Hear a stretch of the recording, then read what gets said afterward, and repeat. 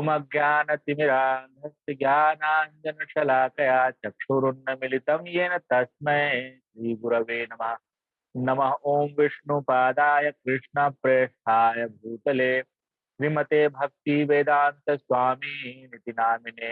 नमस्ते सरस्वती देवे गौरवाणी प्रचारिणे निर्विशेष शून्यवादी पाश्चात्य देश तारिणे।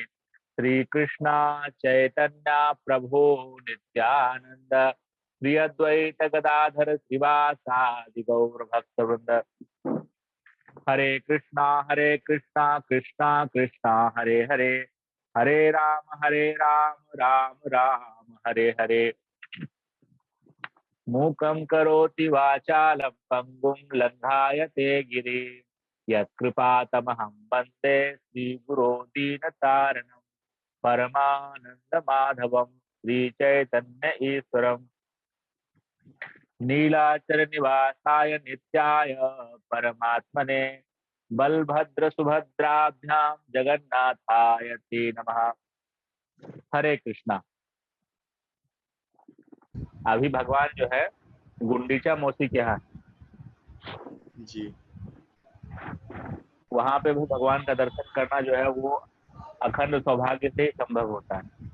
मतलब भगवान द्वारिका से वृंदावन आए हुए हैं। एक जो आंतरिक भाव है गौड़ीय वैष्णवों का,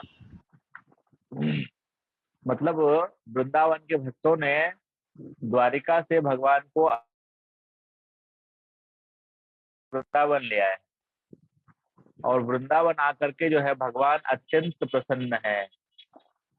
तो उस भाव में अभी उड़ीसा में लोग रात रात भर जग करके भगवान के लिए गीत गाते हैं, भगवान को रिझाते हैं, भगवान को मनाते हैं। और अभी गुंडीचा मंदिर में भगवान का दर्शन करना वो और भी अधिक लाभकारी माना गया आध्यात्मिक दृष्टिकोण से, क्योंकि भगवान महाबदन्याय हो गए ना। मान लो अपने प्रियजनों के बीच में कोई लौट करके आता है तो उसका मूड कैसा होता है ना। बच्चों के लिए भी कुछ ले करके, माता पिता के लिए भी कुछ ले करके, भाई जी के लिए, भाभी के लिए भी कुछ ले करके सब आते हैं। सब लोग मिलते हैं, सब गले लगते हैं, रोते हैं, हंसते हैं। तो भगवान इसी मूड में रहते हैं और तब तक वहां रहते हैं जब तक लक्ष्मी जी नहीं आ जाती उनको लेकर के जाने के लिए। तो भगवान की तो खैर अनंत लीला है।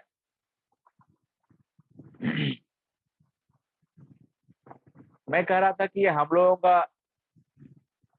लोगों के ऊपर ईश्वर की और हमारे गुरुजनों की कृपा है कि इस परंपरा में हम लोग जुड़े। एवं परंपरा प्राप्तम इमं राजर्षयो विदुः सौ कालेन एह महता योगो नष्टः परंतप। तो वो जो परंपरा भगवान ने फिर से शुरू की, उस परंपरा में हमको जगह मिला है। ये मान लेना चाहिए कि परम सौभाग्य, मनुष्य जन्म मिलना यह सौभाग्य है।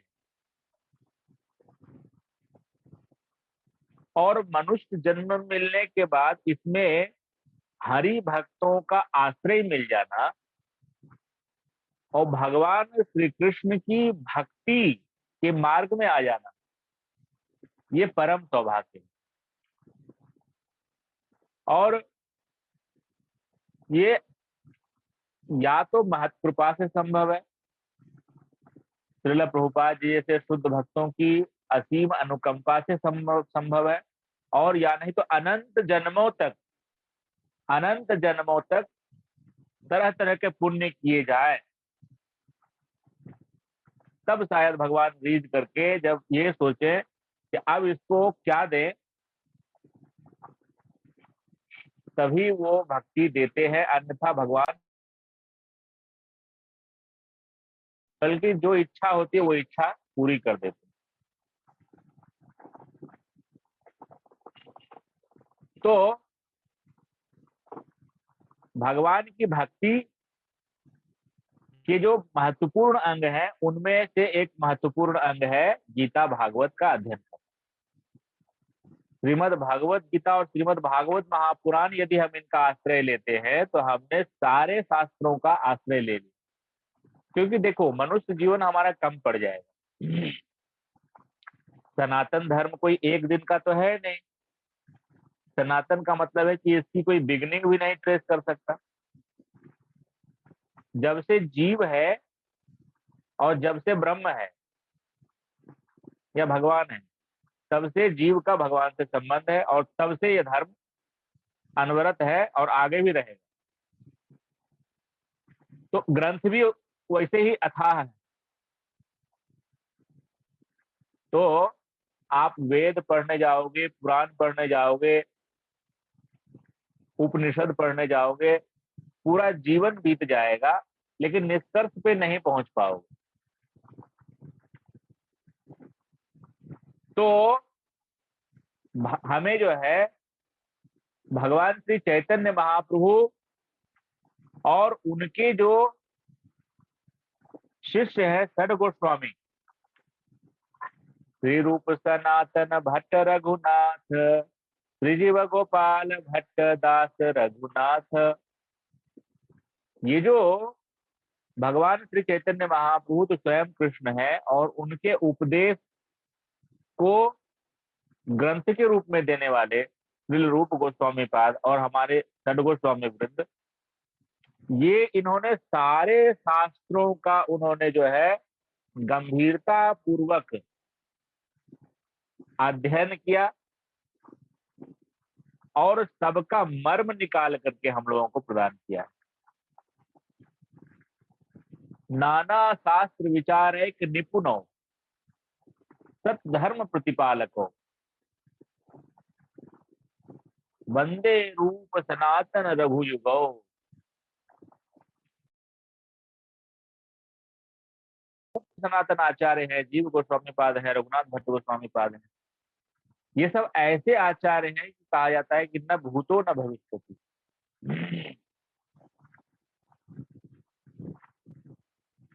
थोड़ा सा एक छोटा सा गमछा के बराबर वस्त्र जो है उसको लपेट करके और यमुना जी का जल पी करके और थोड़ी लिट्टी मिल गई, कुछ मिल गया मधुकरी में, बस उसी का टिक्कर बना करके और ठाकुर जी को भोग लगा करके बस पा लिया और सदैव हरिनाम संकीर्तन, शास्त्र अध्ययन, शास्त्र का पूरा जो है उसके ऊपर नाना शास्त्र विचार एक निपुण हो, सारे शास्त्रों का विचार करने में निपुण। उन्होंने भगवान श्री चैतन्य महाप्रभु की शिक्षाओं के माध्यम से हमको मर्म दे दिया है। अब हमको बस श्रील प्रभुपाद जी के ग्रंथों का आश्रय लेना है। मनुष्य जीवन में थोड़ा समय है हमारे पास, बहुत ज्यादा समय नहीं है। हार्डली हम में से जितने भी लोग यहाँ पे सुन रहे हैं उनके पास यदि सब कुछ ठीक ठाक रहा तो 40-50 वर्ष होंगे, वैसे तो अगले मोमेंट का पता नहीं। तो इसमें हम लोग अनवरत श्रीमद् भगवत गीता पे चर्चा कर रहे हैं। लगभग पिछले 1.5-2 साल से, लगभग दो वर्ष हो गए होंगे क्या प्रभु? 2 वर्ष होने वाले हैं, 2 वर्ष होने वाले हैं और 2 वर्ष से हम लोग भगवत गीता पे चर्चा कर रहे हैं। और अभी हम लोग साप्ताहिक चर्चा है ये, और 13वें अध्याय पे हम लोग चर्चा कर रहे हैं। तो 13वें अध्याय भगवत गीता मतलब आप समझ लीजिए कि साक्षात भगवान कृष्ण ही है। जैसे प्रभुपाद जी कहते हैं कि I eternally reside in my books, if you read my books you will associate with me. In the same way Krishna is eternally residing in Srimad Bhagavad Gita in his divine word. और एक room है, मान लीजिए अंधेरे में, उसमें से light निकाल दो तो कुछ दिखाई नहीं पड़ेगा हमको, हमारे लिए एक कदम रखना मुश्किल हो जाएगा, है ना। तो उसी तरह से यदि ये जो भगवान ने जो हमें ज्ञान दिया है, इसको हटा दें तो हमें क्या पता चलेगा फिर? आत्मा क्या है, कर्म क्या है, हाँ, आध्यात्मिक जगत क्या है, प्रकृति क्या है, काल क्या है, कुछ समझ में नहीं आएगा हमको। हमको जाना किधर है? हम्म? मार काट और ज्यादा मचने लगेगा। सब इंद्रिय भोग में ही अपने जीवन को सोचेंगे कि कितना इंद्रिय भोग कर लेंगे। बस अभी भी ऐसे मूर्ख लोग हैं ना, जिन्होंने भगवत गीता का ज्ञान नहीं लिया, वो यही समझते हैं कि खाओ पियो मौज करो, किसने देखा है। लेकिन कितना इसमें सिस्टमेटिकली भगवान ने समझा दिया हम लोगों को। भाषांति जीर्णानि यथा विहाय नवानि गृह्णाति न रूपरानि। तरह तरह से भगवान ने समझाया कि ये शरीर तो पंच तत्वों का बना हुआ है, या इसमें अष्टधा प्रकृति है जो मृत है, लेकिन चैतन्य आत्मा है इसके अंदर, जो मेरा अंत है। इस भौतिक प्रकृति के संपर्क में वह जो व्यवहार करता है वो कर्म होता है। वो कर्म अच्छे भी हो सकते हैं, बुरे भी हो सकते हैं। बुरे कर्म का बुरा फल मिल जाता है, अच्छे कर्म का अच्छा मिलता है। यदि तुम मेरी सेवा करोगे तो तुम कर्म के बंधन से मुक्त हो जाओगे। ये भगवान की कृपा नहीं है तो क्या है? इसको रियलाइज करना है। मेरा बच्चा खो गया तो मैं ढूंढूंगा ना, और कोई ढूंढे या न ढूंढे, यदि मेरा बच्चा खो गया है तो मैं उसको ढूंढूंगा। उसी तरह से भगवान कह रहे हैं, अहम बीज प्रदः पिता सर्व योनिषु कौन्तेय अहम बीज प्रदः पिता। मैं समस्त चराचर जगत का पिता हूँ। तो वो पिता हमको वापस लेके अपने घर जाना चाहते हैं। यद यद गत्वा न निवर्तन्ते तद्धाम परमम मम। चलो उधर ब्रह्मा जी के पास भी जाओगे तो पुनरावर्तिनो अर्जुन, फिर से लौट के आ जाओगे। सब बताया भगवान समझा करके। यदि भगवान नहीं बताते और आचार्य हमको नहीं समझाते तो क्या होता, अनंत काल तक हम इस नारकीय स्थिति में सड़ते रहते, हमारे निकलने का कोई उपाय नहीं था। और बहुत सारे ढोंगी पोंगी भी हैं जो हमें गलत शिक्षा भी देते हैं, है ना। बिना समझे हुए ही वो सोचते कि गधा मजदूरी करते रहो, बस कर्म ही पूजा है। गधा मजदूरी को ही पूजा समझ रहे हैं।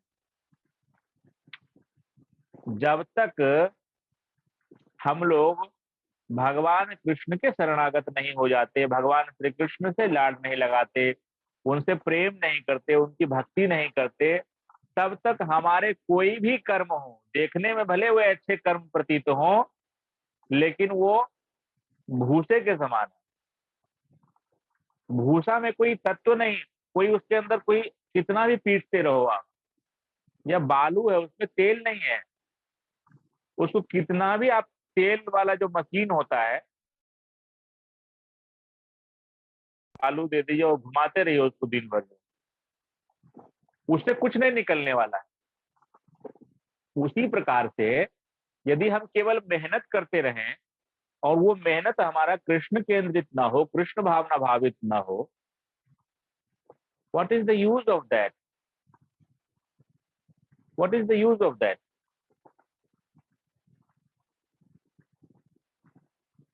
तो भगवान तेरहवा अध्याय कैसे शुरू हुआ है? अर्जुन ने भगवान से प्रश्न पूछा है कि हे प्रभु, हम जानना चाहते हैं कि प्रकृति क्या है, क्षेत्र क्या है, और क्षेत्रज्ञ कौन है। तो भगवान ने क्या बताया कि ये शरीर क्षेत्र है, और शरीर के तत्वों की भगवान ने विवेचना की, जिसको सांख्य योग में विस्तार से बताया गया। क्या क्या तत्व है? 5 कर्मेंद्रिय, 5 ज्ञान इंद्रिय, 10, 5 विषय, इंद्रिय विषय, यस, 15, मन बुद्धि अहंकार, 18, और 5 महत्त्व। हाँ 5 5 भौतिक भौतिक तत्व। भौतिक तत्व, 5 भौतिक तत्व। तो 23, और आत्मा। और हाँ 24वां आत्मा, और 25वां यदि हम जाएंगे तो परमात्मा। परमात्मा। तो इस तरह से भगवान ने समझाया कि ये सब क्षेत्र है, और इस क्षेत्र में तरह तरह के जो है, जो 3 अव्यक्त गुण हैं, सतोगुण, रजोगुण और तमोगुण, इनके संपर्क से क्या हो रहा है, तरह तरह की प्रतिक्रियाएं हो रही, जिससे कि सुख की, दुख की, इच्छा की, द्वेष की, संताप की अनुभूति हो रही है, इमोशंस क्रिएट हो रहे हैं। समझ रहे हैं ना? तो फिर भगवान अब बताएंगे इससे निकलने का मार्ग क्या है। ये जो इस क्षेत्र में क्रिया हो रही है, ये जो कर्म हो रही है, चैतन्य आत्मा इसमें बंधा हुआ है ना, इसीलिए तो मुक्ति या मोक्ष का नाम आता है ना। तो सूक्ष्म रूप से समझना है कि हम सब जो है चैतन्य आत्मा है और हम निर्विकार हैं, लेकिन इस 23 तत्वों के संपर्क में आने से और अव्यक्त गुण, प्रकृते क्रियामानानि गुणैः कर्माणि सर्वतः। गुण का एक मतलब होता है रस्सी। यदि आपको 23 लाठी दे देंगे और बोलेंगे कि इस सबको एक साथ लाना है, तो क्या करेंगे आप? बोझा बांधते हैं ना हम लोग, बोझा, तो कैसे करते हैं उसको, कैसे बांधते हैं बताइए, परीक्षित प्रभु, रस्सी कैसे लेके बांधते हैं? रस्सी से। हाँ, रस्सी लेकर के बांधते हैं। हाँ, यस। बताए, तो रस्सी से बांधते हैं हम उसको। तो भगवान ने भी जो है ना अदृश्य रस्सी का प्रयोग किया है। 3 तरह की रस्सियां। कुछ लोग कहते हैं जी कि देखो भाई, हम तो धर्म नहीं मानते, है ना, बस हम इतना जानते हैं कि किसी का बिगाड़ो मत, है ना, किसी का बिगाड़ो मत, अपना कमाओ खाओ, और बढ़िया जो है सुबह ब्रेड मिल जाना चाहिए और साथ में ऑमलेट मिल जाना चाहिए। हाँ, और थोड़ा जो है न्यूज़पेपर पढ़ते पढ़ते नाश्ता करो, और उसके बाद अपना ऑफिस जाओ, ऑफिस में खूब मेहनत करो, शाम में घर में आओ, थोड़ा टीवी देखो, सो जाओ, बस। तो ये लोग जो है ये सतोगुण की रस्सी से बंधे हुए हैं, इनको पता नहीं चल रहा है, लेकिन ये भी बंधे हुए हैं, सतोगुण की रस्सी से बंधे हुए हैं। ये जन्म और मृत्यु के दुख को भोगते रहेंगे, जन्म, मृत्यु और बुढ़ापा। तो रोग भी आएगा, जब शरीर में है तो रोग भी आएगा ही आएगा। काजल की कोठली में केतो ही सयानो जाए, एक लीक काजल लागे है भाई, लागे है। भौतिक जगत में यदि हैं तो दुख तो आएगा ही। दुखालयम अशाश्वतम, भगवान ने इसको कैसा डिफाइन किया है संसार को, दुखालयम अशाश्वतम। दुखालय है और टेम्पररी है, टेम्पररी है, इसीलिए भूतग्राम से एवाय भूत्वा भूत्वा प्रलीयते। भगवान इसको बनाते हैं, मेंटेन करते हैं, डिस्ट्रॉय कर देते हैं, बनाते हैं, मेंटेन कर देते हैं, डिस्ट्रॉय कर देते हैं। इसीलिए भगवान श्री कृष्ण को 3 रूपों में, ब्रह्मा विष्णु महेश के रूप में दिखाया है। बनाते हैं ब्रह्मा जी के रूप में, मेंटेन करते हैं विष्णु जी के रूप में, डिस्ट्रॉय कर देते हैं शिव जी के रूप में। एक ही ब्रह्म है, एको ब्रह्म द्वितीयो नास्ति, लेकिन अलग अलग रोल कर रहे हैं ना, तो ब्रह्मा विष्णु और महेश के नाम से उनको दुनिया जानती है। लेकिन वो भगवान श्री कृष्ण ही है जो 3 गुणों में विस्तार करते हैं। तो भगवान श्री कृष्ण उसको निकलने का मार्ग बता रहे हैं यहाँ पे। ये बहुत ही सुंदर यहाँ पे विवेचना किया भगवान ने, बताया है 8वें से 12वें श्लोक तक। तो हम लोग उसी पे चर्चा करेंगे, ठीक है ना? तो आप लोग भी देखिए, अमानित्वम अदम्भित्वम अहिंसा क्षांति आजवम आचार्योपासनम शौचम धैर्यम आत्मविनिग्रहः इंद्रियार्थेषु वैराग्यम अहंकार एव च जन्म मृत्यु जरा व्याधि दुःख दोषानुदर्शनम् अशक्ति अनभिष्पङ्गः पुत्रदार गृहादिषु नित्यं च समचित्तत्वम् इष्टानिष्टोपपत्तिषु मयि च अनन्य योगेन भक्ति अव्यभिचारिणी विभक्त देश सेवित्वम् अतिः जन संसदि अध्यात्म ज्ञान नित्यत्वं तत्व ज्ञानार्थ दर्शनम् एतत् ज्ञानम् इति प्रोक्ताम् अज्ञानं यदतोऽन्यथा। अमानित्वम, अमानित्वम, देखिए भगवान कह रहे हैं निकलने का मार्ग बता रहे हैं आपको। इस 23 भौतिक तत्व, महत तत्व और उनके विस्तार से निकलने का मार्ग, जीवात्मा इसमें फंसा हुआ है, उसका मार्ग कहाँ से प्रशस्त हो रहा है। पहला जो क्वालिटी भगवान ने ज्ञान का पहला क्वालिटी बताया है वो क्या है? अमानित्वम। अमानित्वम का मतलब है स्वयं के लिए सम्मान की इच्छा नहीं रखना। और हम सब सम्मान के भूखे हैं। That is the real problem. हमारे जो परदादा गुरु हैं श्रीपाद श्रील भक्ति सिद्धांत सरस्वती ठाकुर महाराज, उन्होंने बहुत सुंदर लिखा है भजन। उसमें वो कहते हैं श्रील भक्ति सिद्धांत सरस्वती ठाकुर महाराज प्रभुपाद जी, जड़ेर प्रतिष्ठा सुकरेर विष्ठा। उसके पहले उन्होंने कहा है प्रतिष्ठा तारे निरजनर घारे जड़ेर प्रतिष्ठा शुकरेर विष्ठा तब हरि नाम केवल कहता दुष्ट तूने किसे बैठना। अरे दुष्ट मन, तुम अपने आप को वैष्णव कहते हो? तुम कैसे वैष्णव हो? तुम कहाँ के वैष्णव हो? तुम इस दूसरे लोगों के जगह में, हाँ, जो तुम्हारा स्थान नहीं है, वहां पे तुम प्रतिष्ठा पाना चाहते हो। तुम्हें ये पता नहीं है कि इस जड़ प्रकृति में प्रतिष्ठा जो है, सम्मान जो है, वो सुअर के मल के समान त्याज्य है। जड़ेर प्रतिष्ठा शुकरेर विष्ठा। इस भौतिक जगत में जो सम्मान है वो सुअर के मल के समान त्याज्य है।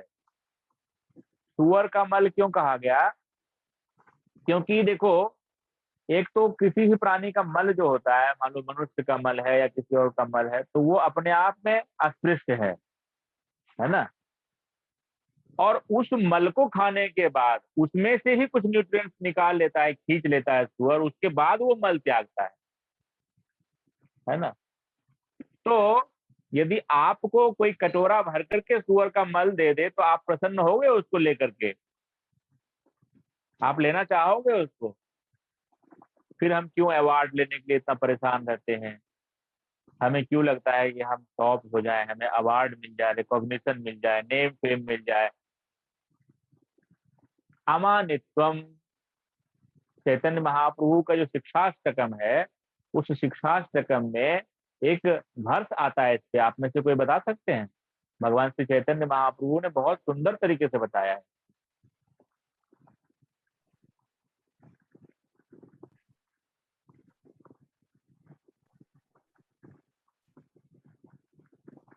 तृणादपि सुनिचेन तरोरपि हरि, सहस्रनाम अनवानिना मानदेन कीर्तने सदा हरि। ये एक श्लोक जो है ना, अगर इस एक श्लोक पे यदि हम लोग खड़े उतर जाएं, एक श्लोक पे खड़े उतर जाए, तो पूरा का पूरा जो वैदिक ज्ञान है वो हमारे अंतःकरण में प्रकट हो जाएगा, समाहित हो जाएगा। इस एक श्लोक में ही पूरा सनातन धर्म का सिद्धांत समाया हुआ है। तृणादपि सुनिचेन तरोर अपि सहिष्णुना। मार्ग पर उगे हुए घास से भी अधिक सहिष्णु, विनम्र विनम्र, ऋणादपि सुनिचेन, सरोर अपि सहिष्णुना, और वृक्ष से भी अधिक सहिष्णु।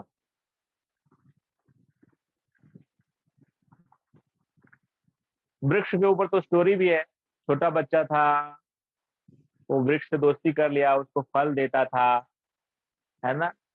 फिर वो बड़ा हो गया, उसको पैसे की जरूरत पड़ी, तो उसने उसकी लकड़ियां काट के बेच दी। फिर वो उदास रहने लगा। बहुत दिन के बाद आया तो बोला कि दोस्त तुम अभी उदास क्यों हो? तो बोला मुझे घर की आवश्यकता है। तो बोला मुझे काट लो। तो उसने वृक्ष को भी काट लिया और घर बना दिया। तो सरोर अपि सहिष्णुना, वृक्ष से भी अधिक सहिष्णु। ये सब बातें जो है, मैं इसको बोलने के योग्य नहीं, लेकिन चूंकि ये शास्त्र की बातें हैं और आचार्य ने हमें बताया, इसीलिए बोलना जो है वो मेरा कर्तव्य है। इस पे हम लोगों को आना है। इस धरातल पे जब आएंगे तब वैष्णव कहलाने के कथनचित हम लोग जो है पात्र बनेंगे।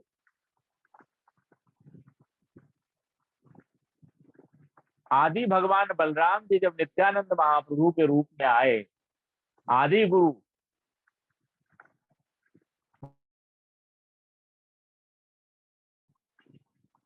वंश मात्र क्रोध से ही तीनों लोग जो है वो लय लय प्रलय हो जाए। भगवान श्री कृष्ण के विस्तार, नित्यानंद महाप्रभु, उनको भी जब जगाई बधाई ने जब उनका सिर फोड़ दिया, तो उन्होंने जो है उनको फिर भी जो है उनके पैर पे गिर करके बोले आप मेरा सिर फोड़ लीजिए, लेकिन हरि बोलिए, हरि बोलिए। ये वैष्णवता। श्रील हरिदास ठाकुर जी जब उनको 22 मार्केट में पीटा जा रहा था, तो जो दंड देने वाले जो वहां पे जल्लाद लोग थे, उनके लिए भी जो है उन्होंने भगवान कृष्ण से प्रार्थना की।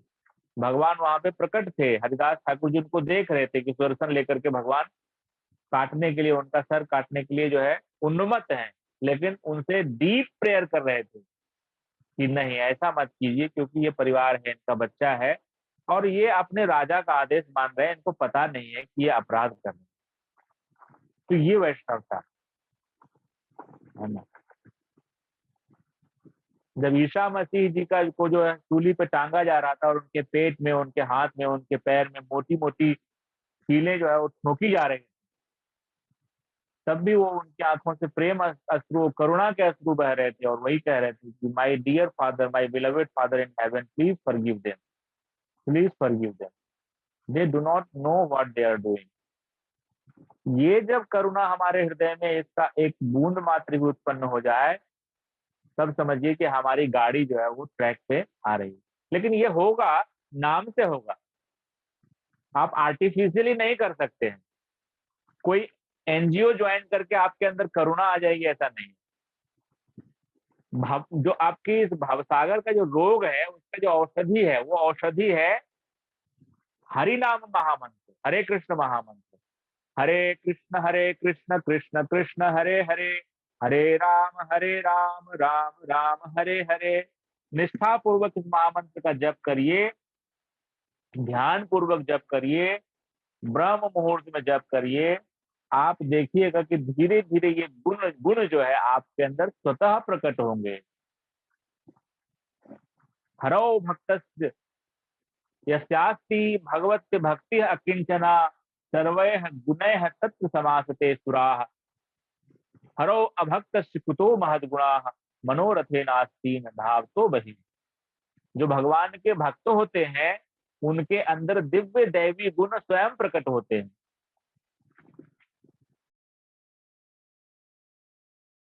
होते हैं वो तो अपने मन के अनुसार संसार में भ्रमण करते हैं, तो उनके अंदर दिव्य गुण नहीं प्रकट हो सकता। तो अमानित्वम, अपने लिए सम्मान की इच्छा नहीं करनी चाहिए। सम्मान की इच्छा करेंगे तो अभिमान हो जाएगा वो, या अभिमान तो फिर मान नहीं पाएगा, होगा वही जो प्यारे राम जी को भाएगा।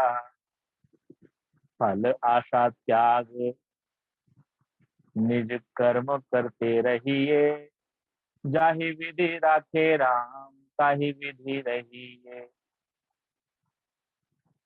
ठाकुर जी की इच्छा हो पूर्णिया में रखने की, पूर्णिया में रह, ठाकुर जी की इच्छा हो मुंबई में रखने की, मुंबई में रह ले, जहां भेज दे वहां चले जाओ। करना क्या है, दास का काम क्या है? दास का काम है भगवान का गुणगान करते रहना, भगवान का गुणगान करते रहना, बस सिंपल। तो अमानित्वम, अदम्भित्वम, दंभ विहीनता, दंभ दिखावा करना, है ना। आजकल लोग दिखावा करते हैं ना, I am this, I am that, है ना। तुम मुझे जानते नहीं हो, मैं क्या कर सकता हूँ, है ना। तो ये सारी चीजें जो है, निर्मल मन जन सो मोहि पावा, मोहि छल छेद कपट नहीं भावा। भगवान को ये सब चीज बिल्कुल पसंद नहीं है, दम्भ नहीं होना चाहिए, ठीक है। भगवान कहते हैं विनम्र बनो, दम्भहीन रहो, अहिंसा। अहिंसा का मतलब है कि किसी भी प्रकार से दूसरों का नुकसान नहीं करना चाहिए। अहिंसा का मतलब केवल ये नहीं है कि आप पशु की हत्या ना करो, पशु की हत्या तो मतलब ग्रॉस लेवल पे हिंसा हो गई। मन के लेवल पे भी किसी को क्लेश मत पहुंचाओ, किसी को कष्ट मत पहुंचाओ, कोई ऐसी वाणी मत बोलो जो उसके हृदय को तकलीफ पहुंचावे, हृदय को छलनी करे। आप सोचो कि मैं क्या कर रहा हूं, उससे किसी को प्रॉब्लम हो रहा है। आपने कोई बहुत हाई साउंड में कुछ बजा दिया है और आपके पड़ोसी को उससे प्रॉब्लम हो रहा है, that is also a violence. सोचना है, मैं गाड़ी पार्क कर रहा हूं तो ऐसा पार्क करूं कि दूसरे के लिए भी पार्क करने के लिए स्पेस बचे, यदि पॉसिबल है। मान लीजिए अभी 6 फीट का एक जगह है, मैं अपनी गाड़ी ऐसा पार्क कर रहा हूँ कि वो 6 फीट पूरी भी बच सकती है, या ऐसा भी पार्क कर सकते हो 3 फीट इधर ले लो, 3 फीट इधर ले लो। अब ना इधर कोई पार्क कर पाएगा ना कोई इधर पार्क कर पाएगा, हम अपनी गाड़ी लॉक करके चले गए। हिंसा, दूसरे के विषय में सोचना कि आगे जो व्यक्ति है उसको भी कोई समस्या ना हो, ये अहिंसा। सहिष्णुता, शांति, शांति का मतलब सहिष्णुता। यहाँ पे प्रहलाद महाराज जी का उदाहरण दिया गया है। हिरण्याकश्यप ने क्या नहीं किया प्रहलाद महाराज जी को मारने के लिए, लेकिन वो कभी भी पिताजी के प्रति दुर्भावना उनके अंदर नहीं उत्पन्न हुई। तो ऐसा हमारा जो है आचरण होना चाहिए, सरलता, आर्जवम, कोई कूटनीति नहीं होनी चाहिए हमारे अंदर, कोई छल नीति नहीं होनी चाहिए, सिंप्लिसिटी, अंदर बाहर एक जैसा। उसके बाद आचार्योपासनम, आचार्य की, गुरु की उपासना, पूजा, सम्मान, ये हमको करना चाहिए। आध्यात्मिक ज्ञान में प्रगति करने के लिए यह अत्यावश्यक है, क्योंकि बिना प्रमाणिक गुरु के यह संभव नहीं है। मनुष्य को चाहिए कि विनम्रता पूर्वक गुरु के पास जाए और उसे अपनी समस्त सेवाएं अर्पित करें, जिससे वह शिष्य को आशीर्वाद प्रदान करे। चूंकि प्रामाणिक गुरु कृष्ण का प्रतिनिधि होता है, अतएव यदि वह शिष्य को आशीर्वाद देता है तो शिष्य तुरंत ही प्रगति करने लगता है, भले ही वह विधि विधानों का पालन न करता रहा हो, अथवा जो बिना किसी स्वार्थ के अपने गुरु की सेवा करता है, उसके लिए सारे यम नियम सरल बन जाते हैं। अच्छा, प्रभुपाद जी ने जो किया, क्या वो किसी मेंटल स्पेकुलेशन से आपको संभव लगता है कि ऐसा कोई हो सकता है, कोई किया जा सकता है? 70 वर्ष की अवस्था है, पहले तो ये ध्यान में रखिए। हम लोग देख रहे हैं हमारे घर में, हम लोगों के जो पिताजी हैं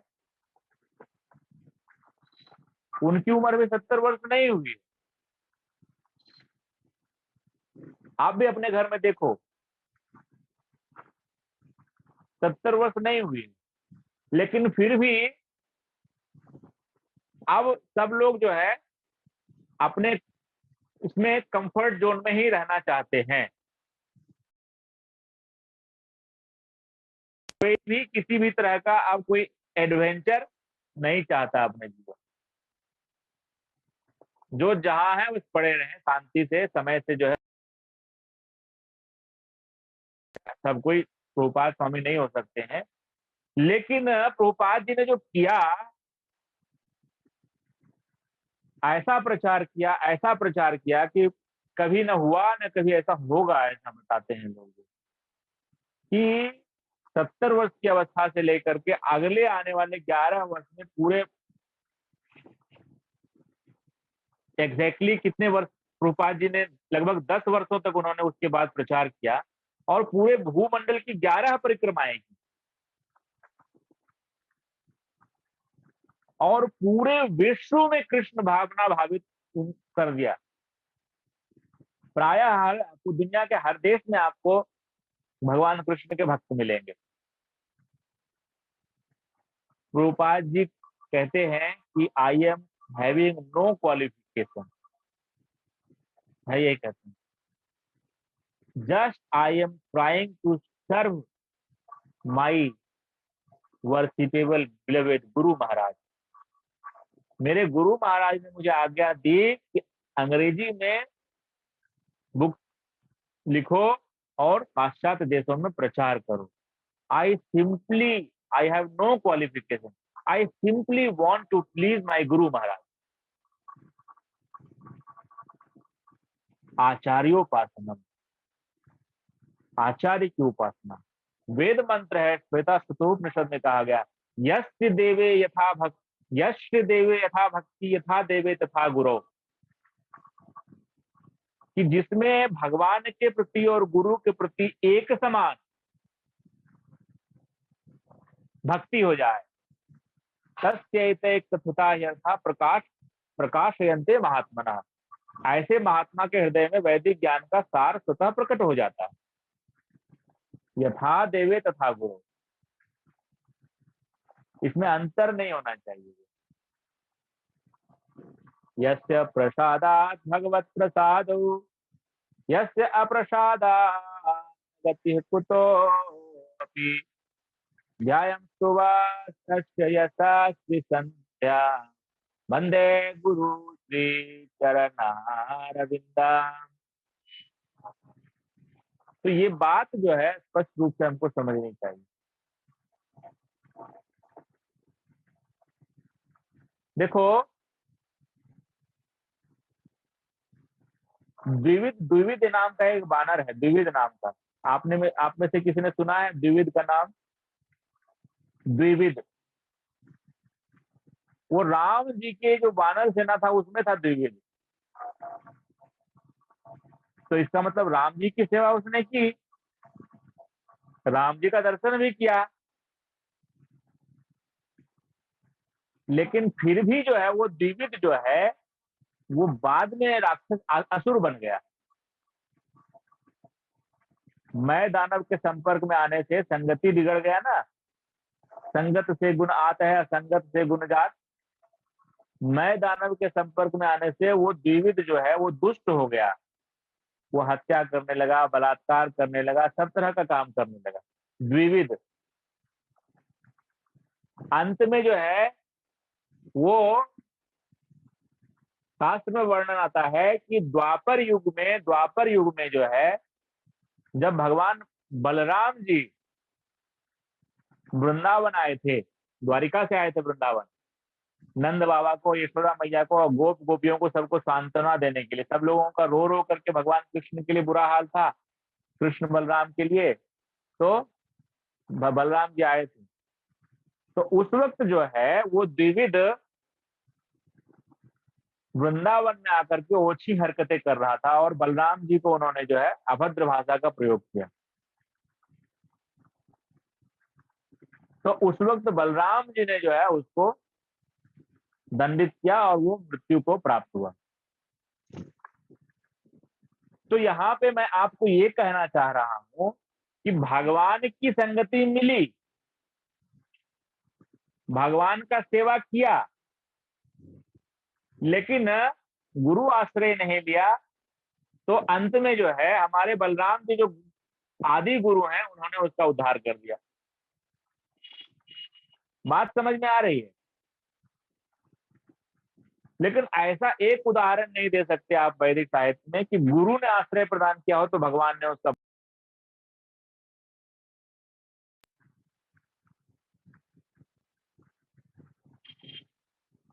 गुरु है, और जितने भी संसार में प्रमाणिक गुरु हैं वो बलराम जी को ही रिप्रेजेंट कर रहे हैं।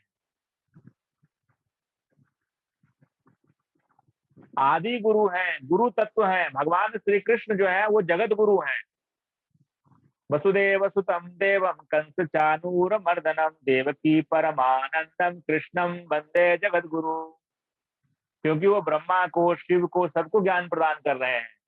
परंपरा चल रही है, लक्ष्मी मैया को ज्ञान प्रदान कर रहे हैं, नारद जी को ज्ञान प्रदान कर रहे हैं। तो भगवान तो आदि मूल गुरु हैं। वो जो गुरु तत्व के रूप में एक्सपेंड कर रहे हैं तो पहले बलराम जी के रूप में एक्सपेंड कर रहे हैं।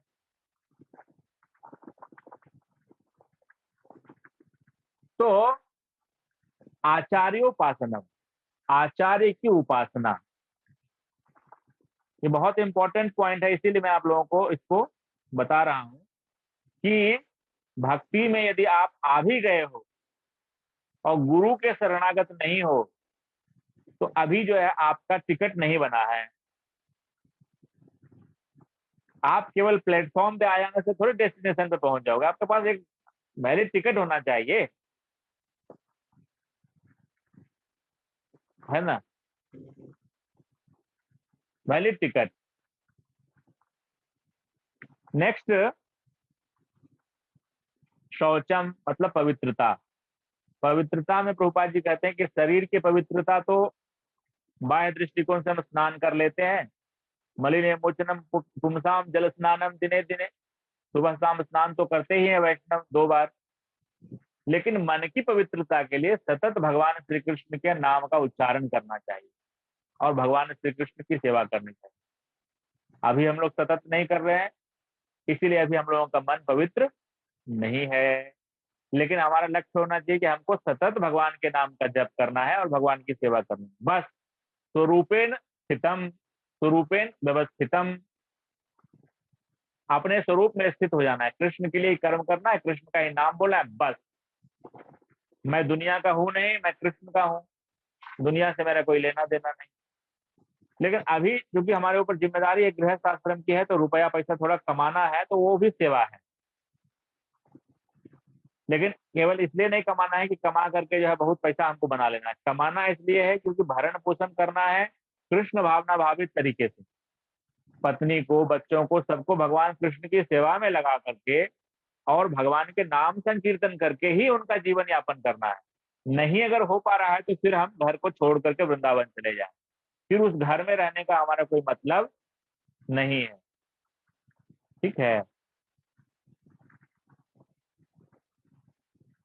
देन शौचम, देन दृढ़ता, धैर्यम, धैर्यम दृढ़ता, दृढ़ता अटल भक्ति होनी चाहिए, चट्टान की तरह दृढ़।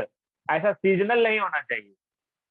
ऐसा कुछ लोग होते हैं, फेयर वेदर डेवोटीज कहा जाता है उसको, फेयर वेदर डेवोटीज, जैसे मैं मेरे जैसा फेयर वेदर डेवोटीज, मतलब सब कुछ अनुकूल रहेगा तो भगवान का नाम लेंगे, और थोड़ा सा कठिन सिचुएशन आएगा तो फिर बोलेंगे कि जो है अरे भगवान सुनते नहीं है, पता नहीं है भी कि नहीं है, समय मेरा बर्बाद तो नहीं हो रहा है ये, ऐसा। ठीक है? ऐसा नहीं होना चाहिए। धैर्यम, भक्ति में स्थिरता होनी चाहिए, दृढ़ता। आध्यात्मिक जीवन में उन्नति करने के लिए मनुष्य को दृढ़ संकल्पित होना चाहिए। ऐसे संकल्प के बिना मनुष्य ठोस प्रगति नहीं कर सकता, है ना? ध्रुव महाराज जब जा रहे हैं तो नारद जी उनको कह रहे हैं कि बाबू लौट जाओ घर, छोटे हो अभी, जंगल में शेर मिलेगा, हाँ चीता मिलेगा, खा जाएगा, सांप भी होगा उधर। धैर्यम न, जाना है तो जाना है। व्यवसायत्मिका बुद्धि एक ही कुरु नंदन। डिटरमाइंड है कि जाना है तो जाना है। मुझे भगवान कृष्ण को पाना है तो पाना है। अब उसमें कोई बुरा माने या भला माने, वो मानता रहे। शरीर का संबंध तो कई जन्मों से निभा रहा हूं, तो कहाँ मुक्त होकर के मैं भगवान के धाम में चला गया। करोड़ों जन्मों से कोई ना कोई मेरे माँ है, कोई ना कोई मेरे बाबूजी हैं, कोई ना कोई मेरा भाई है, मेरा पत्नी भी रहा, बच्चा भी रहा। उन सबको मैंने पढ़ाया लिखाया तैयार किया, सब कुछ किया, लेकिन उससे क्या हुआ? नील बटा सन्नाटा हो गया। Zero zero zero zero zero पे जीरो जीरो पे जीरो लगाते जाइए। आप इंजीनियर्स लोग बचे हुए हैं, उसका क्या वैल्यू है? गोपाल जी कहते हैं उसके आगे एक लगा दो तो बहुत वैल्यू है। अगर उन सारे जीरो के सामने एक लगा दो तो बहुत वैल्यू है। तो वो एक मतलब कृष्ण है। एकले ईश्वर कृष्ण आर सब भृत्य, यार ये छे नचाए सब तैसे कर नृत्य। जैसे भगवान श्री कृष्ण नचाते हैं, वैसे इंद्र नाचते हैं, वैसे ब्रह्मा नाचते हैं, वैसे शिवजी नाचते हैं, सब वैसे ही नाचते हैं, है ना। आत्म विनिग्रह, आत्म विनिग्रह का अर्थ है आध्यात्मिक उन्नति के पथ पर जो भी बाधक हो उसे स्वीकार न करना। चाय नहीं पीनी है तो नहीं पीनी है, कॉफी नहीं पीनी है तो नहीं पीनी है, मांसाहार नहीं करना है तो नहीं करना है, प्याज लहसुन नहीं खाना है तो नहीं खाना है, केवल भोग लगा करके खाना है तो केवल भोग लगा करके खाएंगे। मतलब in each and every decision of your life there will be choices, two choice, either to select Krishna or to reject Krishna. We should be very firm that in each and every decision I shall always select Krishna. ऐसा नहीं होना चाहिए कि 100 में से 99 बारी मैं कृष्ण को सेलेक्ट करूंगा और एक बारी तो मुझे चलता है। Got the point. फिर अनन्य का मतलब क्या है? भगवान जिसमें एक एक वर्ड जो यूज किए हैं, अनन्य, अनन्य का मतलब क्या है? चलता है ना। ये वाला सिनेमा देख सकते हैं, ये वाला अच्छा है, ये सिनेमा चलता है, ये वाला खा सकते, ये वाला चाय पी सकते हैं। No, nothing like that, nothing doing. Krishna Prasad मतलब कृष्ण प्रसाद, ठीक है। आत्म, लेकिन उसका तरीका है, मतलब ये नहीं कि कहीं गए और वहां नहीं मिल रहा तो भूखे मरना शुरू, ऐसा नहीं है। उसका तरीका है कि मन में भगवान का चिंतन करें, मन में तुलसी पत्र अर्पित करें और भगवान को उच्चारण करें, श्री विष्णु श्री विष्णु श्री विष्णु, इदम विष्णवे इदम नमः, ऐसा करके अर्पित करके तब उसको प्रसाद खाइए। वो प्रसाद ही है। भावग्रही जनार्दन, भगवान भौतिक दृष्टिकोण से आप उसमें, वो भगवान भाव के ना भूखे हैं। आपने भाव किया, ये जो मैंने बनाना परचेज किया, ये जो मैंने फ्रूट्स परचेज किया, ये मैं कृष्ण को अर्पित करता हूं, बस सफिशियंट।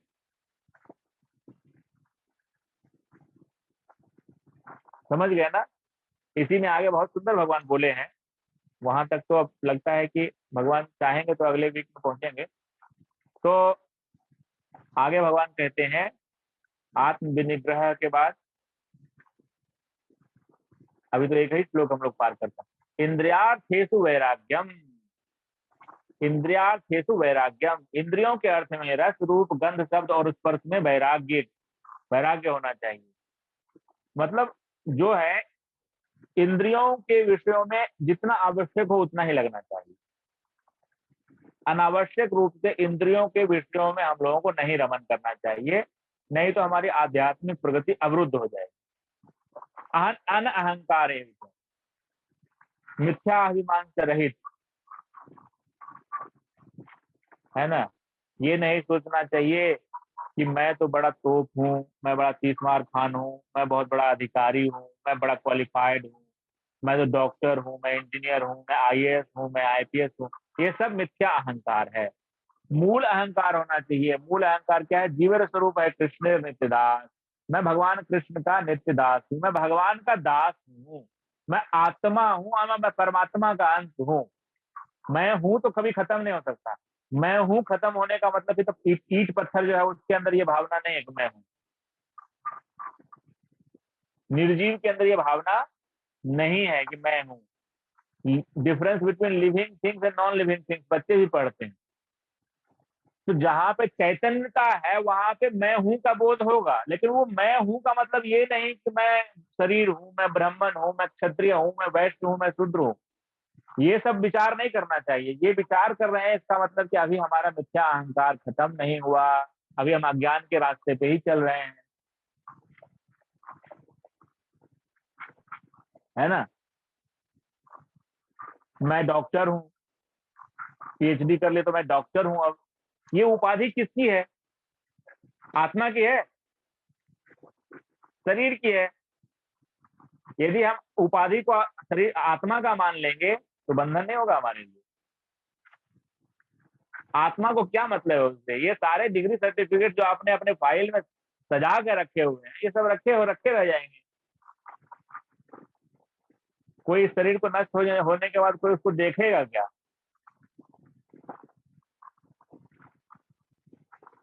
अगर उसको बेचेंगे कबाड़ी वाले को तो 1 रुपया भी नहीं मिलेगा, है ना? तो इसके लिए अहंकार किस चीज का जो एक डायलॉग नहीं बोलते, जिंदगी झंड है फिर भी घमंड है। किस बात का घमंड? अरे भाई ये सब मल मूत्र का बना हुआ पिंड है और कुछ दिन भगवान ने हमें दिया हुआ है, कुछ अच्छा कर लो, निकलो इधर से। घमंड किस बात का है? और सबसे अच्छा क्या कर सकते हैं कि लोगों को भगवान से जोड़, जिससे कि उसका सदा सदा के लिए प्रॉब्लम सॉल्व हो। किसी को उसके परम पिता से मिलवा दो, शाश्वत जगत का उसको बोध करवा दो, भगवान के नाम को दे दो, इससे बड़ा कोई कार्य नहीं। टेम्पररी बेनिफिट आप दे सकते हैं, किसी का हड्डी टूट गया उसका हड्डी जुड़वा सकते हैं, किसी को आप 2 टाइम खाना दे सकते हैं, लेकिन फिर भूख लगेगा नहीं लगेगा? फिर बीमारी आएगी नहीं, फिर मृत्यु होगा, फिर जन्म होगा। स्थायी समाधान तो यही है ना कि वो भगवान के धाम में चला जाए, यद गत्वा न निवर्तन्ति। तो ये कल्याण करना चाहिए। और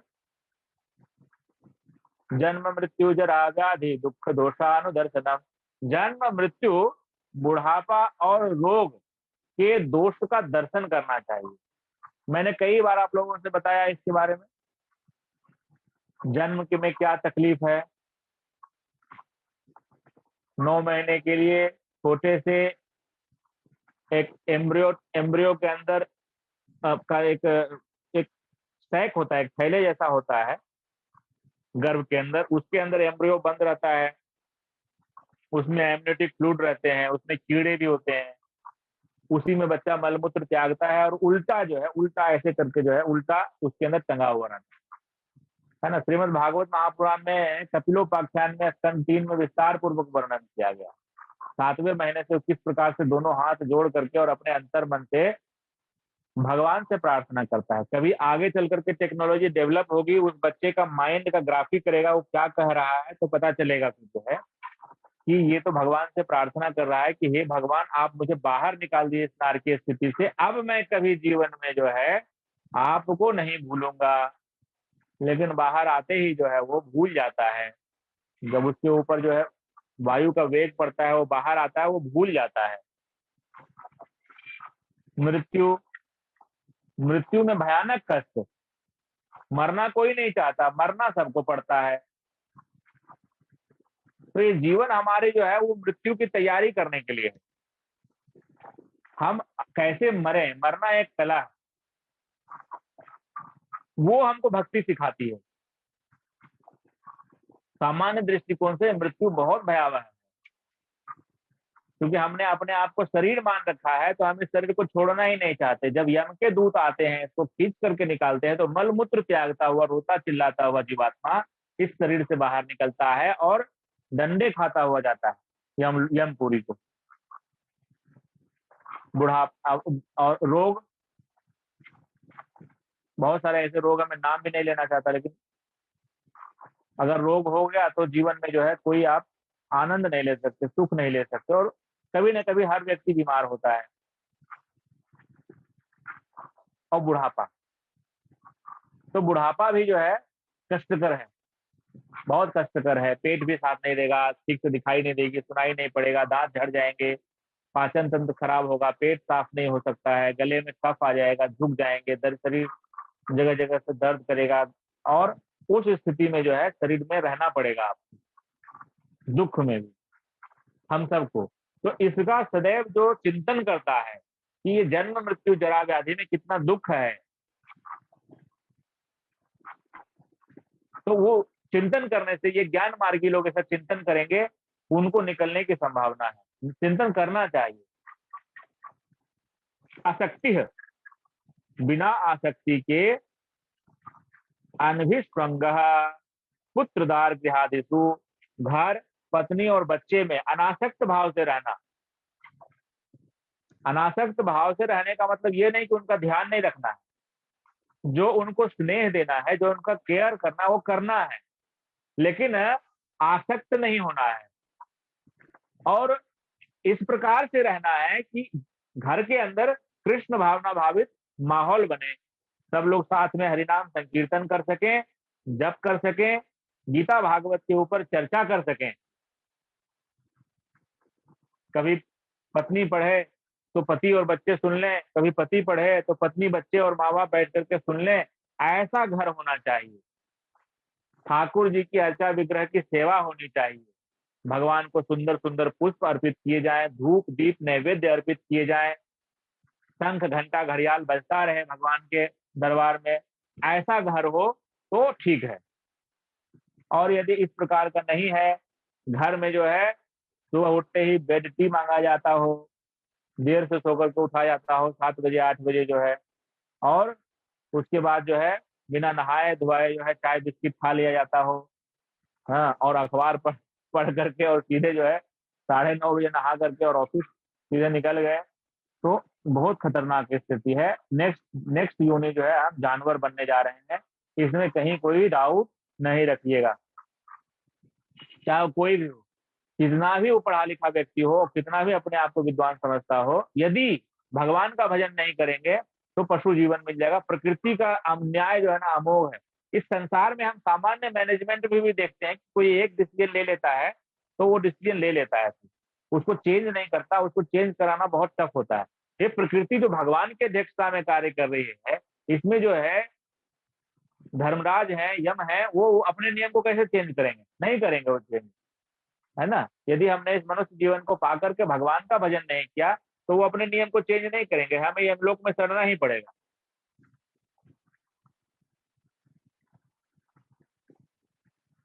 अब जो है नित्यम समचित्तत्वम इष्ट अनिष्ट उपपत्तिषु, चाहे अभिष्ट प्राप्त हो या अभिष्ट प्राप्त न हो, स्थिर एक भाव में रहना चाहिए। सक्सेस मिले या फेल्योर मिले, अपना कर्म करो और सक्सेस या फेल्योर जो भी मिले वो ईश्वर की कृपा मानकर के उसको स्वीकार कर लो। ये मुक्ति का मार्ग है। सतते अनुकंपा सुसमीक्ष मानो, जो भगवान की इच्छा है उसको कृपा मान ले यदि हम, तो इस भौतिक बंधन से मुक्ति के अधिकारी हो जाएंगे। और इस सब का जो कल्मिनेशन है, जो फाइनल पॉइंट है, वो भगवान बता रहे हैं कि ये सब जो है ये तभी शोभा देगा जब फाइनल क्वालिटी किसी के अंदर है, और वो है 10वें अध्याय का 10वें श्लोक का दूसरा लाइन, मयि च अनन्य योगेन भक्ति अव्यभिचारिणी। आप लोग भी इसको बोलिए, मयि च अनन्य योगेन भक्ति अव्यभिचारिणी। मयि च अनन्य योगेन भक्तिः अव्यभिचारिणी। मतलब भगवान साफ साफ कह रहे हैं कि ये सारा गुण लेकर के उसको यदि यहाँ तक नहीं पहुंचा तो फिर जीरो हो गया। कहाँ तक पहुंचना है? भगवान कह रहे हैं कि अनन्य रूप से मेरा चिंतन करे और अव्यभिचारी भक्ति करे। समझ गए? तो सारे ज्ञान की जो ज्ञान की जो प्रक्रिया है, उस ज्ञान की प्रक्रिया का अवसान भगवान की अनन्य अव्यभिचारी भक्ति में हो रहा है।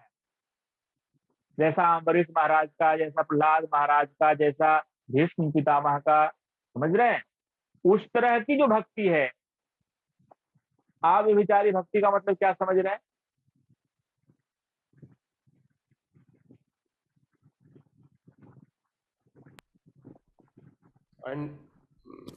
फुल्ली सरेंडर्ड, मतलब किसी और के प्रति कोई आसक्ति ना हो।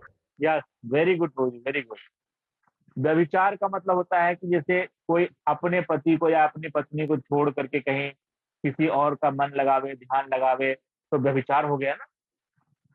उसी तरह से ऐसा कहते मीराबाई जी क्या कहती हैं, मेरे तो गिरधर गोपाल दूसरो न कोई, जाके सिर मोर मुकुट मेरो पति सोई, मेरे तो गिरधर गोपाल दूसरो न कोई। ऐसा है कि कुछ लोग जो होते हैं अपने पूजा रूम में बहुत सारे देवी देवता के फोटो लगा लेते हैं। एक बार मैं अपने एक रिलेटिव के यहाँ गया गया तो उनको तो लगा कि जो है ये तो बहुत पूजा पाठ करता है, धर्म कर्म में रहता है, तो मुझसे चेक करने के लिए बोले कि देख लीजिए इसमें कोई देवी देवता छूट तो नहीं गया, सब है कि नहीं है। उसमें सब लगा दिया, जितना भी उसको पता है सब लगा दिया, और हमसे चेक करवा रहे हैं कि कोई कमी तो नहीं है, और किसी का लाना है तो बता दीजिए, वो भी लेके लगा देंगे। तो ऐसा नहीं होना चाहिए। माम च विचारे न भक्ति योगे न सेवते, यहाँ भी तो आगे भी भगवान कहे हैं और यह भी कह रहे हैं, मई च अनन्य योगे न अनन्य अव्यभिचारी। समझ रहे, एक पतिव्रता स्त्री होती है तो देखो वो केवल पति के प्रति समर्पित रहती है। इसका मतलब ये नहीं कि वो सास के लिए रोटी नहीं बनाएगी, ससुर के लिए नहीं बनाएगी, भैंसुर के लिए नहीं बनाएगी और किसी के लिए नहीं बनाएगी। बात को समझिएगा। तो उसी तरह से भगवान कृष्ण का भक्त है, मतलब हमको केवल भगवान श्री कृष्ण की भक्ति करनी है, लेकिन इसका मतलब ये नहीं कि हम शिव जी की और ब्रह्मा जी की और बाकी देवी देवताओं की उपेक्षा कर दें। यदि कोई पतिव्रता स्त्री जो है वो कहे कि मैं केवल पति की सेवा करूंगी और सास ससुर की सेवा नहीं करूंगी और किसी के लिए खाना नहीं बनाऊंगी, क्या होगा? वो पतिव्रता कहलाएगी?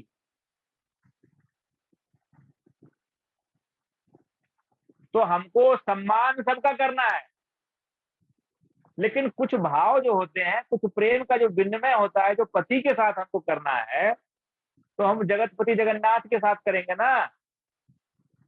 तो भक्ति हम जो भगवान कृष्ण की करेंगे, सम्मान सबका करेंगे। Got the point. ऐसा नहीं कि शिव जी का मंदिर है तो हम उनको दंडवत नहीं करेंगे, उनको प्रणाम नहीं करेंगे, या दुर्गा जी है तो हम उनको प्रणाम नहीं करेंगे, विसर्जन होने के जा रहे मेरे सामने से हम तन के खड़े हुए मैं तो कृष्ण का भजन। अरे भैया वो कृष्ण की, वो वैष्णवी है, वो नारायणी है, वो कृष्ण की शक्ति है। तो ये मानते हुए कि भगवान श्री कृष्ण की शक्ति है, उनको प्रणाम करना है। हे जगन्नाथ माता, हमें भगवान कृष्ण की भक्ति प्रदान करिए, हमें ऐसी शक्ति प्रदान करिए कि हम नंद नंदन के प्रिय बन सकें, बस। हे शिव जी, हे शंभो, आप समस्त वैष्णवों के शिरोमणि हैं, आप सदैव राम नाम का कीर्तन करते हैं, कृपया करके हमको आशीर्वाद दे दीजिए कि हम भी भगवान के भक्त बन सकें, बस। समझ रहे हैं?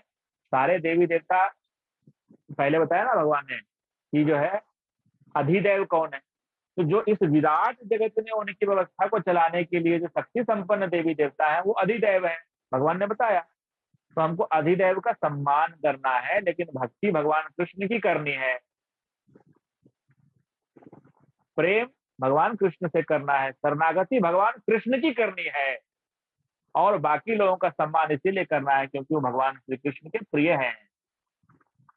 जैसे पति का कोई मित्र आता है तो हम उनके लिए भी तो बनाते हैं ना, कुछ खाना पीना, कुछ व्यवस्था बनाते हैं, नहीं बनाते हैं? नहीं बनाते हैं? बनाते हैं। उसी तरह से भगवान श्री कृष्ण हमारे पति है, और चूंकि भगवान श्री कृष्ण जब देवी देवता जो भगवान कृष्ण के प्रिय हैं, इसलिए हम उनका सम्मान करते हैं, उनका मान करते हैं, और उनको उनको जो है जितना है उतना हम सम्मान देते रहे।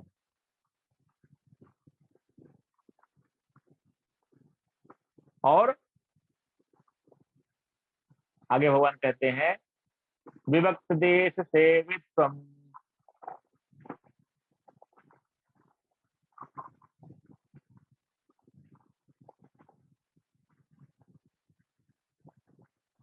अरति जन संसदि अध्यात्म ज्ञान नित्यत्वम तत्व ज्ञान अर्थ दर्शनम एतत् ज्ञानम इति प्रोक्तम अज्ञानम यत् अतः अन्यथा।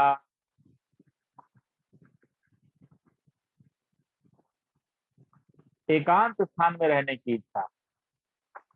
जब आप भक्ति करोगे, भगवान का नाम जप करोगे, तो आपको बिना मतलब किसी सेरेमनी में, किसी पार्टी में, किसी इसमें जहाँ भक्ति की चर्चा ना हो, वहां जाने की इच्छा नहीं रह जाएगी। जन समूह से भी लगाओ, बहुत ज्यादा भीड़ भाड़ में आपको जो है अच्छा नहीं लगेगा। आत्म साक्षात्कार की महत्ता को स्वीकारना तथा परम सत्य की दार्शनिक खोज, ये जो प्रोसेस है, भगवान कहते हैं इन सबको मैं ज्ञान घोषित करता हूं और इनके अतिरिक्त जो भी है वह सब अज्ञान है। एकदम स्पष्ट रूप से बता दिया, इसके अलावा कुछ भी है तो वो अज्ञान है। ये जो 20 चीजें भगवान ने बताई है, प्रभुपाद जी कहते हैं कि ये भौतिक प्रकृति का, कर्म क्षेत्र का प्रतीक जो है वो विकार नहीं है, ये बंधन से मुक्त होने का मार्ग है। तो इसीलिए मैं आप सभी से निवेदन करता हूं कि ये जो अध्याय 12, अध्याय 13 में जो भगवान गुण बता रहे हैं, इसको डायराइज करिए और इस पे मेडिटेट करिए, कौन प्रिय है भगवान को, और वो क्वालिटीज के ऊपर वर्क करिए, थोड़ा वर्क करिए कि ये चीजें, क्वालिटी जो है वो मैं इसमें कहाँ स्टैंड करता हूँ, है ना। माइलस्टोन होता है जब हम कहीं जाते हैं तो उसमें लिखा हुआ रहता है अब 500 किलोमीटर बचा, अब 490 किलोमीटर बचा, तो उसमें हम टेस्ट कर सकते हैं अपने आप को। ठीक है, तो आज थोड़ा ज्यादा समय हो गया, क्षमा कीजिएगा। हाँ, तो ये जो है इसको विस्तार पूर्वक चर्चा करना था, समय तो फिर भी कम था, लेकिन समय की लिमिटेशन है, तो इसीलिए इन क्वालिटीज को हमने शॉर्ट में चर्चा किया। तो आज का सेशन हम लोग यहीं पे समाप्त करेंगे और अगले सप्ताह फिर हम इसको कंटिन्यू करेंगे। ओम वाञ्छाकल्पतरुभ्यश्च कृपा सिंधु एव च पतितानां पावनेभ्यो वैष्णवेभ्यो नमो नमः। हरे कृष्णा। हरे कृष्ण। जय राम।